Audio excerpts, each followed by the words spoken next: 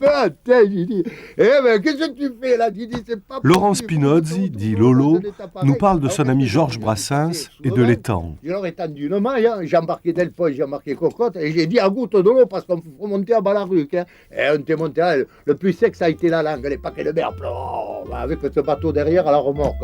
Moi j'avais un 5 chevaux Bernard, tu vois, qui jouait des castagnettes, mais un peu il marchait quand même. Et on est arrivé à Balaruc, au café de la Jetée. Et là, il y avait Madame Pron. Alors, Madame Pron, je lui ai expliqué, j'ai dit, quand je vous disais que je connaissais Georges Brassens, c'est vrai ou c'est pas vrai? Je vous l'amène, il est là.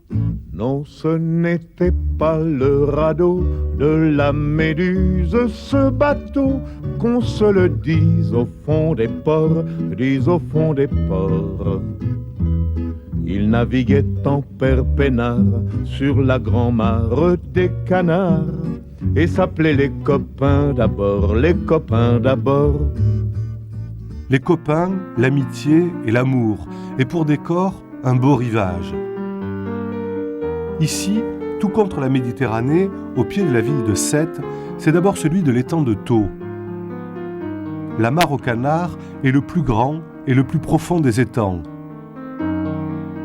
20 km de long, 300 millions de mètres cubes d'eau saumâtre, c'est-à-dire douce et salée. Un monde encore peu connu.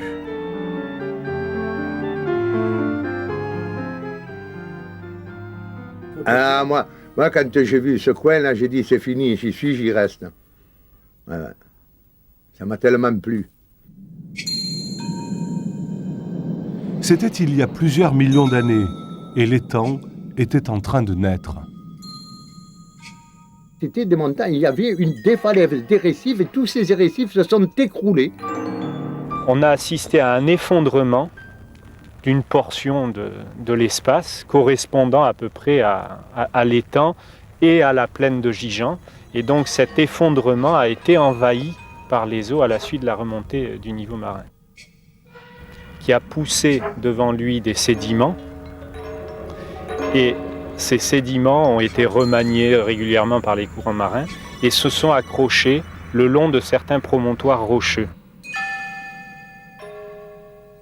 Entre le cap d'Agde et l'île du Mont-Saint-Clair, les sédiments vont dessiner au fil des siècles un lit d'eau sableux qui refermera l'étang. La tempête ou les hommes n'auront de cesse de le rouvrir ou de le refermer en traçant ou en bouchant des passages, les gros, qui communiquent avec la mer. Mais l'étang existe.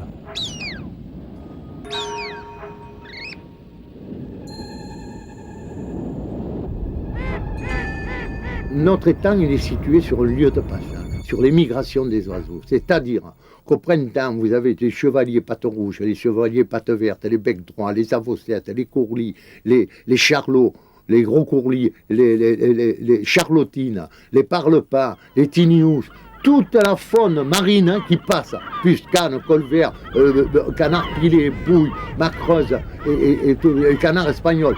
Tout passe là comme ça, et tout ça se dirige vers la Camargue, mais notre étang, pour la chasse, il n'est pas possible. L'étang, c'est l'étang, il n'y en a pas comme nous. On trouve de tout, des anguilles, des loups, des dorades, des rougets, des saupes, des sèches, des encornés. Il n'y a pas un étang comme ça où on trouve tout ce poisson là-dedans.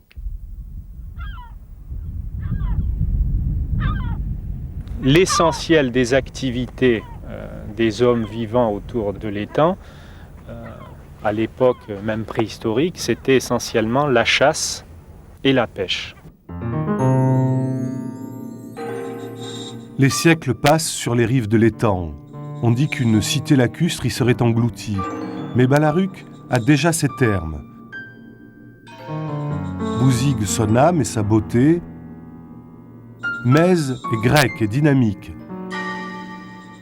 Et Marseillan a son port et ses vignes.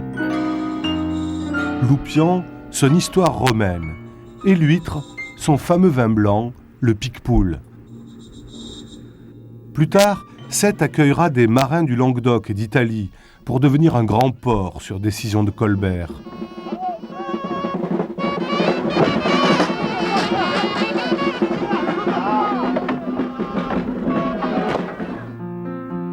Bientôt, venus du canal du Midi, les navires de commerce traverseront l'étang et iront jusqu'au Rhône.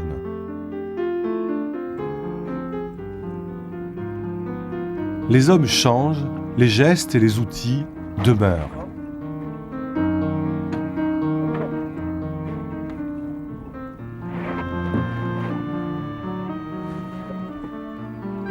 Cette pêche, elle se pratique depuis plusieurs générations.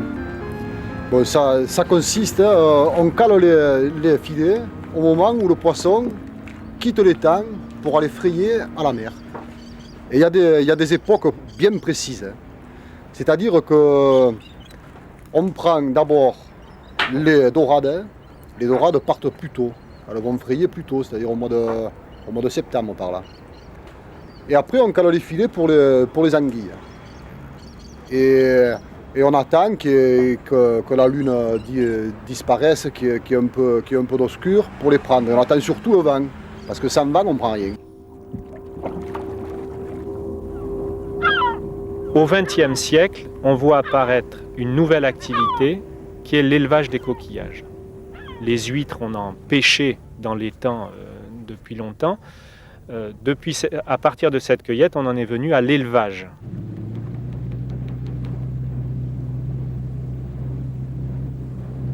Avant, les pêcheurs traditionnels se contentaient de faire une cueillette finalement. Nous, on est passé à l'élevage industriel. Et cet élevage industriel, maintenant, on se rend compte qu'il ne faut pas trop exagérer. Et c'est là qu'il faut doser notre élevage. Opiniâtres, les premiers ostréiculteurs de l'étang vont inventer des systèmes pour élever les moules et les huîtres. Aujourd'hui, après avoir essayé plusieurs méthodes, on utilise ces tables pour les suspendre en immersion au bout de cordes en nylon. Concurrencés, les pêcheurs commencent par s'opposer, mais ils finiront par prendre concession. Et ça marche tellement bien qu'on ira jusqu'à épuiser l'étang en produisant trop, dans des conditions sanitaires souvent précaires. C'est la nécessité de préserver un capital économique que constitue la conquiculture qui a été à l'origine de la prise de conscience environnementale des populations vivant à la périphérie de l'étang, ce qui a conduit en particulier à la mise en place des premiers programmes d'assainissement sur le pourtour du bassin.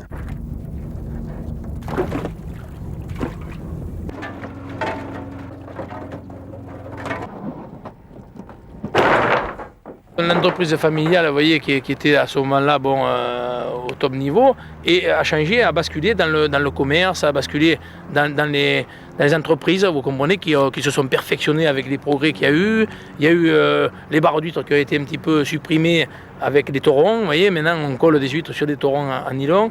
Alors tout ça a changé complètement, disons, le travail, vous voyez, donc ça s'est amélioré. Bien sûr, maintenant, on est motorisé davantage. Vous voyez, les gens se sont vraiment précipités sur les progrès. À partir des années 60, toutes les activités liées au tourisme, issues de cette urbanisation quand même grandissante des cités périphériques, avec en particulier l'utilisation du plan d'eau pour la plaisance, pour la navigation. Et ça va entraîner en particulier une augmentation de la population à la périphérie de l'étang.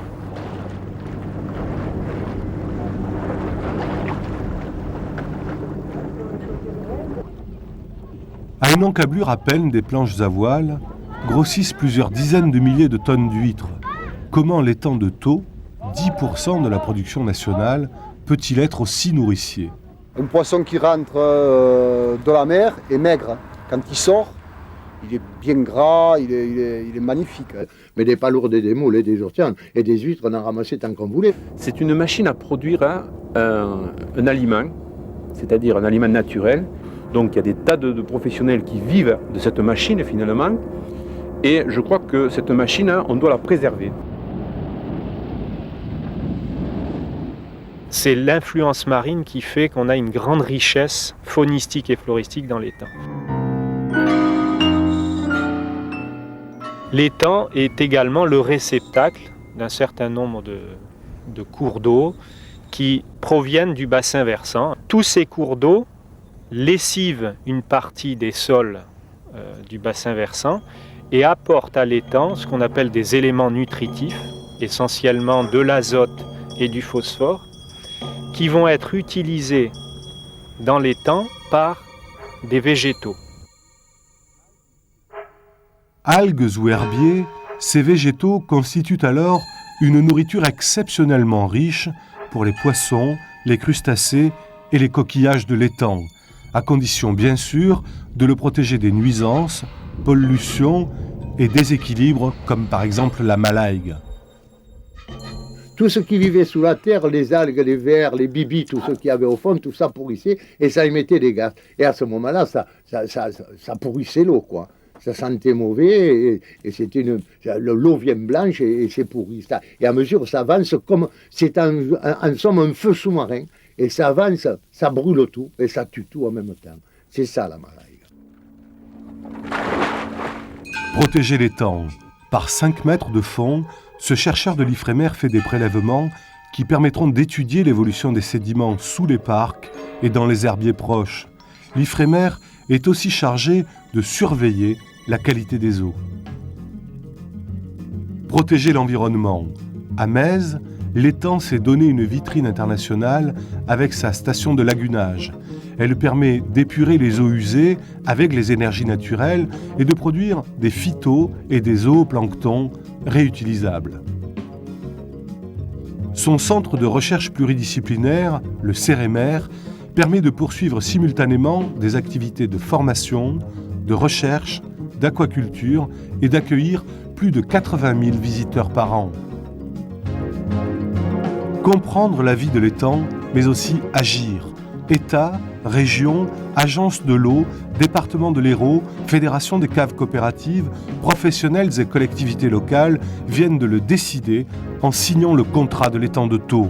Première en Méditerranée, il concerne l'amélioration de la qualité des eaux du bassin versant et la modernisation de la filière conchilicole.